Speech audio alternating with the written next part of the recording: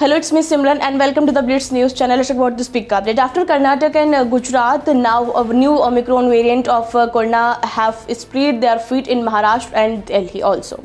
Today, a person infected with an Omicron variant was found in Delhi.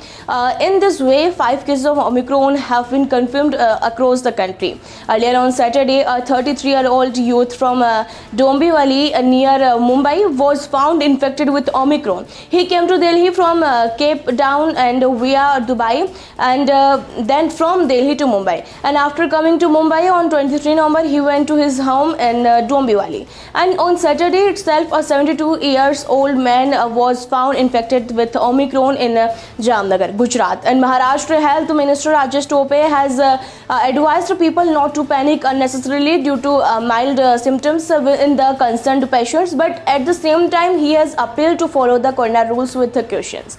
After the first case of Omicron was found in Maharashtra, an atmosphere of fear has been created in a way. In such a situation, various precautions and vigilance have been started by the administration. Under the measures related to these precautions, Akola District Magistrate Nima Arora has implemented Section 144 of the Criminal Code 1973 in the district. This order has been implemented from midnight, that is 12 o'clock on 5th of December. The district magistrate issued his order on 4th December. No rally, dharna, agitation, front, etc. will be organized in Akola and district from the midnight of December 5th till further orders.